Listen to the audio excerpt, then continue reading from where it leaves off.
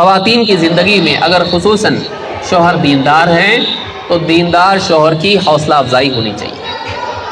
خواتین بعض اوقات اپنی ضروریات میں اتنی کھوئی رہتی ہیں کہ شوہر سے مطالبات کے بعد مطالبات کرتی رہتی ہیں اور اس کی دینداری اور اس کے تقویٰ میں اس کی مددگار نہیں ہوتی ہیں، مجبور ہو کر شوہر کو حرام میں جانا پڑتا ہے۔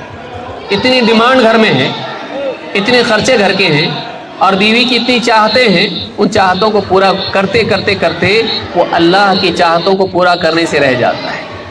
اللہ نے جو اس سے مطالبہ کیا ہے اس کو برباد کر دیتا ہے، تقویٰ کے راستے کو چھوڑ کر حرام کے راستے پر چلنے لگتا ہے، پھر جھوٹ بولتا ہے، خیانت کرتا ہے، چوری کرتا ہے اور دھوکے بازی کرتا ہے اور بلکہ سود میں بھی چلا جاتا ہے۔ اچھا گھر مجھ کو چاہیے، ڈیمانڈ ہے، اب شوہر لون پر لے لیتا گھر۔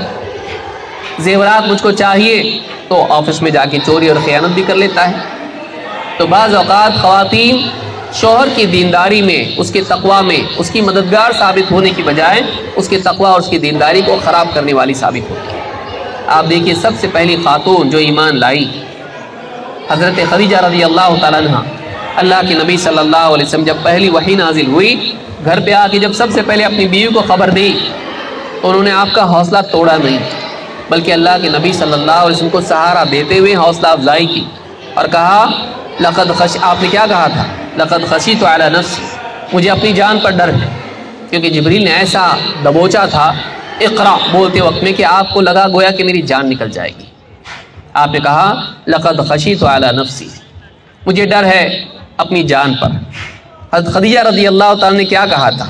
کہا کلا واللہ ما یخزیک اللہ ابدا، ہرگز نہیں، اللہ تعالیٰ، اللہ کی قسم، اللہ تعالیٰ ہرگز بھی آپ کو رسوا نہیں کرے گا، اللہ آپ کو فیل نہیں کرے گا، آپ کو ذلت دیکھنی نہیں پڑے گی، اللہ کچھ ایسا آپ کے ساتھ کبھی نہیں کرے گا جو آپ کے لیے ذلت اور رسوائی کا باعث ہو۔ کیوں؟ انک لتصل الرحم وتحمل الکل وتکسب المعدوم، آپ رشتے ناطے جوڑتے ہیں، رشتے داروں کے ساتھ اچھا سلوک کرتے ہیں، وتحمل الکل، دوسروں کے بوجھ خود اٹھاتے ہیں، وتکسب المعدوم، اور محروم کو کما کے خود دیتے ہیں، وتقری الضیف، اور مہمان نوازی کرتے ہیں، وتعین علی نوائب الحق، اور حق کے کاموں میں آپ مددگار ثابت ہوتے ہیں۔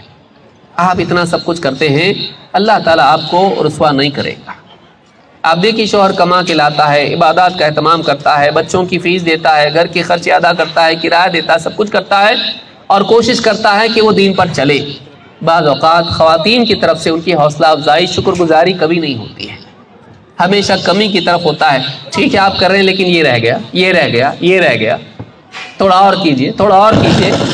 بعض اوقات شوہر تھک کے مایوس ہو جاتا ہے اور غلط راستے پر نکل جاتا ہے۔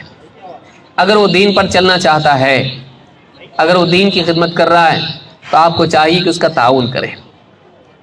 اگر شوہر میٹنگ میں بیٹھا ہے، دینی مجالس میں بیٹھا ہوا ہے، اجتماعات میں جا رہا ہے اور کوئی دین کی خدمات کر رہا ہے، اگر گھر کو لیٹ آتا ہے تو بھی شکایت لے کر بیٹھ جاتی ہے، آپ ہم کو وقت ہی نہیں دیتے۔ اگر دین کی خدمت کرنے میں اگر وہ کمائی میں تھوڑی سی کمی ہو رہی ہے، کسی دن چھٹی کر لیا، فوراً شکایت لے کر بیٹھ گئی، آپ دنیا چھوڑ کے دینداری کریں۔ تو بعض اوقات خواتین کی طرف سے شکایتیں ہوتی ہیں، مطالبات ہوتے ہیں، ساتھ دینا نہیں ہوتا ہے۔ خوش قسمت انسان وہ ہے جس کو ایسی بیوی ملے جو دینداری میں اس کی مدد کرے۔ اللہ کے نبی صلی اللہ علیہ وسلم کو اللہ تعالیٰ نے ایسی نیک بیوی دی کہ جنہوں نے اللہ کے نبی صلی اللہ علیہ وسلم کی دعوت میں ہر طرح سے آپ کا ساتھ دیا۔ یہی وجہ ہے کہ ان کو اللہ کی طرف سے جبریل کے ذریعے سلام بھیجا گیا۔ ایسی عورت کتنی قیمتی ہے جو اپنے شوہر کی دینداری کے لیے سہارا ہو، اس کی صحبت کی وجہ سے شوہر بھی دین پر جمنے میں مددگار اس کو محسوس کرتا ہو۔